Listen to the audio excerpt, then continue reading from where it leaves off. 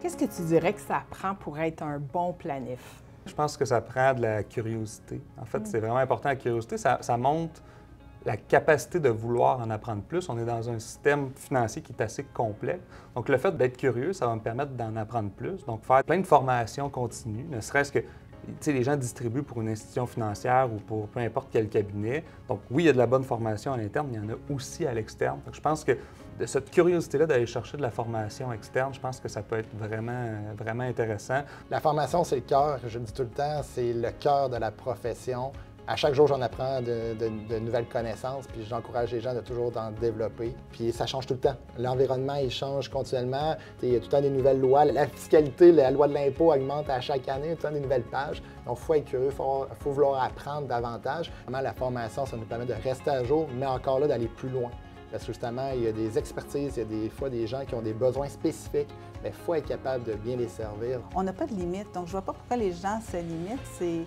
On peut commencer par aller faire une spécialisation, faire la planification financière, ou on peut faire la planification financière. Moi, c'est ça que je suggérerais, honnêtement, pour les jeunes, parce que commencer par la planification financière, aller découvrir.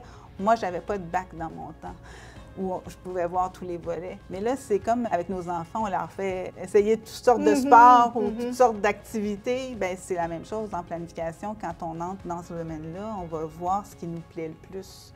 Puis après, on peut spécialiser dans un domaine ou deux. Je le dis tout le temps, c'est le plus beau métier du monde. Je trouve qu'on a un rôle vraiment d'accompagnateur, où est-ce qu'on faut être proche de nos clients. On a la chance d'être là à tous les différents moments de la vie du client. Puis ça, c'est quand même une opportunité parce que c'est pas toutes les professions qui ont cette chance-là. Puis même dans les beaux, dans les mauvais moments, dans les moments plus tristes. Donc, ça a un impact qu'on peut être proche des gens puis qu'on peut vraiment améliorer leur planification financière. Mais la planification financière, c'est une autre façon d'aider les gens, puis ça va les toucher vraiment directement parce que c'est leur vie d'aujourd'hui, de demain, puis du long terme. L'idée, c'est de répondre aux rêves de nos clients, aux objectifs. Les gens vivent des événements heureux, malheureux. Quand on voit à quel point on les aide à atteindre cet objectif-là ou à réduire le stress, c'est magique. De vouloir aider, dans le fond, son client. À l'humain. Effectivement.